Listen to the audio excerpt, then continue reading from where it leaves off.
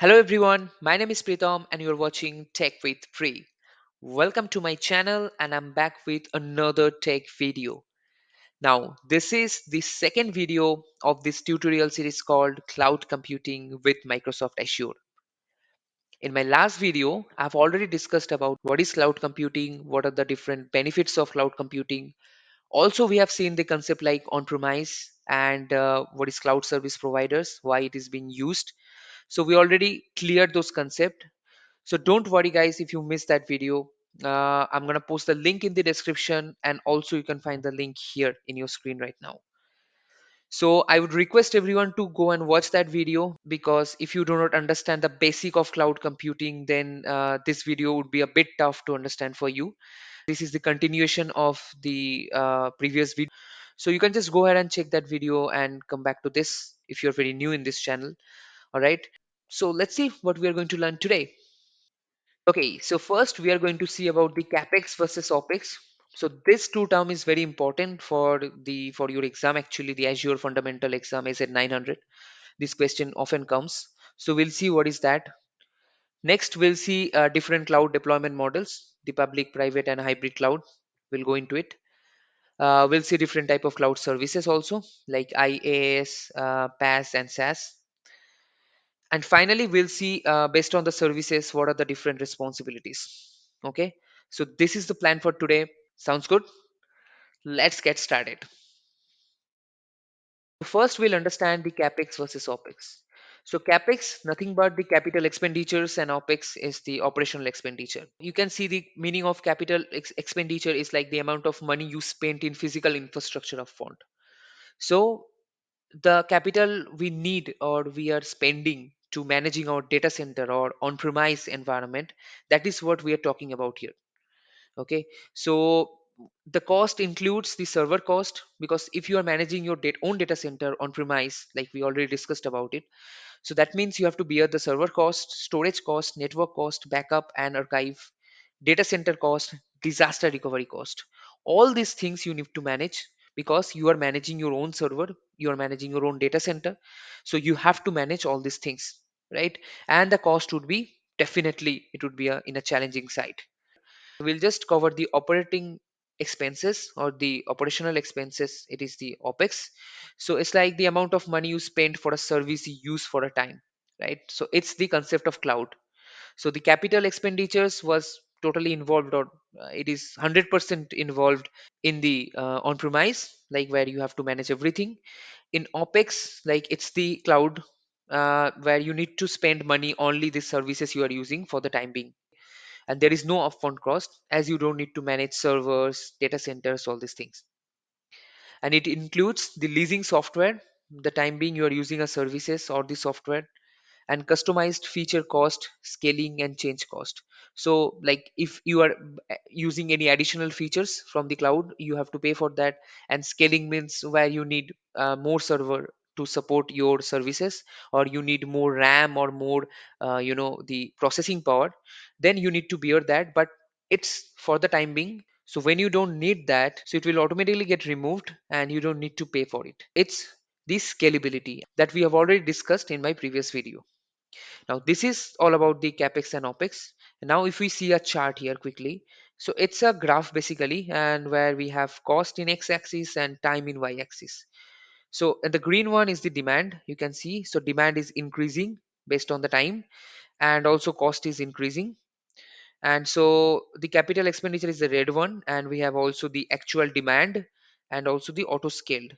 So you can see the demand got higher, the expenditure is also got higher. By the time it is increasing based on the need, and the you can see it is increasing, the demand is increasing day by day, the actual demand, and you can see the capital expenditure or capex failed here because the money is getting exceeded.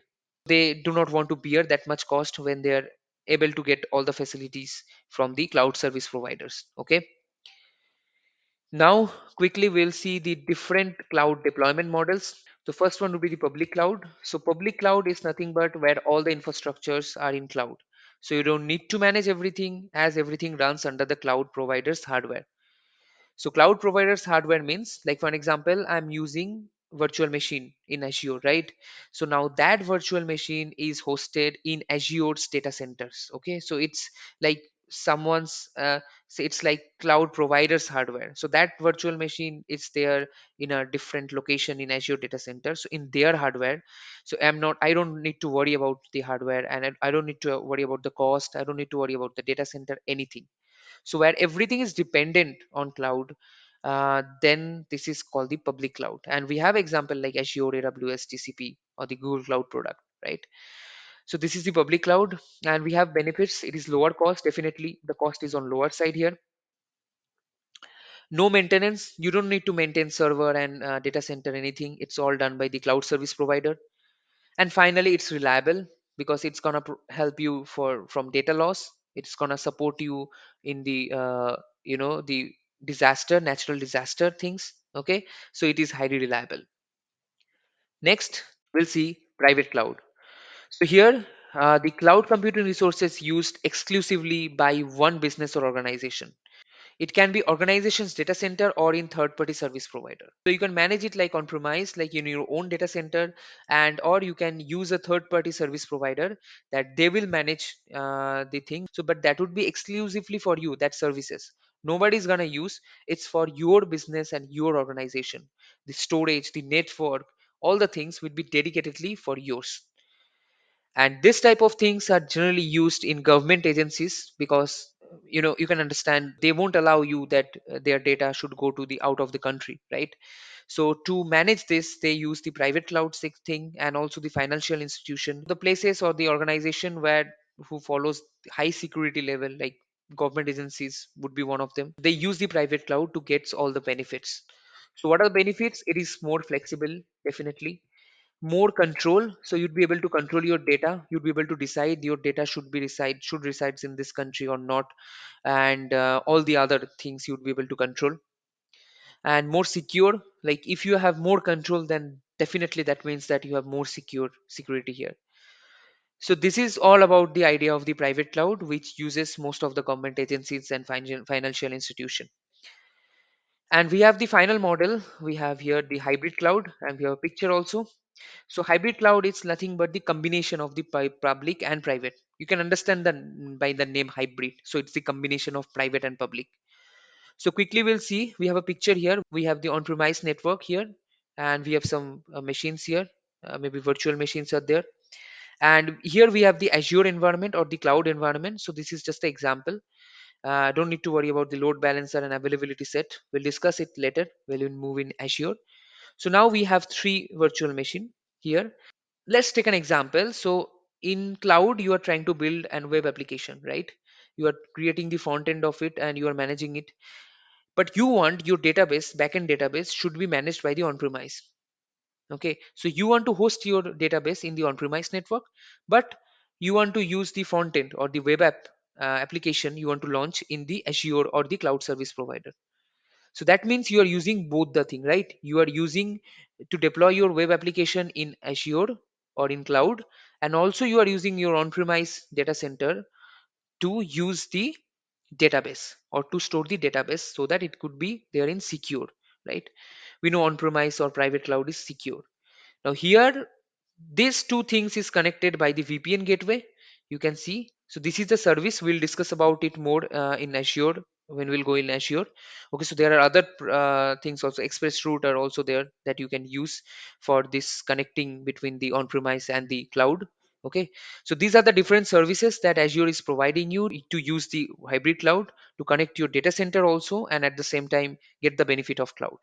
So the benefits you can understand, you can get both the benefit here, the cloud one and the on-prem one. And you can also use different cloud services at the same time for security purposes or for maintaining old legacy application. You can use the on-prem network. So these are the benefits of hybrid cloud. So I think now the private, public, and the hybrid concept is very pretty much clear with you guys. So we'll move further to the cloud services. Next, we have the type of cloud services. That is, the first one would be infrastructure as a service. So it will give you more flexible way of, cloud servicing provides control over provided hardware that runs your application. So you would be able to configure it like virtual machine, storage, network, and you will be able to manage actually all these things where your application will run. And next we will go to the platform as a service. So it's also known as PaaS. So it creates a flexible environment where you can focus on build, test, and deploy your software without worrying about the underlying infrastructure. So here it's only for the developer, so they can develop their application, they can manage, they can do the coding stuff, all these things, but they don't need to worry in backend what server is used. They don't need to worry about the all the underlying infrastructure, what storage is there. So they only focus on the building, testing, and deploy the software. That's it. So that's their work. So this is the platform as a service, and you can use an example like web application. Okay, we'll see in Azure also we'd be able to build web application. And finally, software as a service, SaaS. It suggests like it's basically a ready application, so it can be used by the end user. So it's already ready. Nothing you need to worry. Not even the code, deploying things, testing anything, or managing the machines, virtual machine, storage network, like in IaaS. It's ready for you. It's like Office 365 product like you use. So it's for the end user. So the all the services you are using, that is also from cloud. So cloud is providing these three type of services. One is already ready for you, and where one is where you would be able to build code and deploy test, and one is to configure from the very basic level. You'd be able to configure everything how you want. Okay, so the more control you are having in IaaS. Now we will see a picture here, or a chart you can say, where it is showing what are the things that you manage to managing different services. So first we have on-premise. On-premise, you can see all the things like application data, runtime, storage, everything you have to manage it, right? When you move to infrastructure as a service, now here you can manage, you have to manage the applications, data, runtime, middleware, operating system. You need to manage, you need to decide. The virtualization server, storage, networking would be already available for you. Okay. In platform as a service, you can see it's more manageable by the cloud service providers, and only you manage the applications and data, right? We already discussed like where you need to write code and deploy and testing. And finally we have software as a service, where you know that it's already a ready product, so we use all these things. I mean, nothing you need to worry about. Everything is managed by the cloud service provider.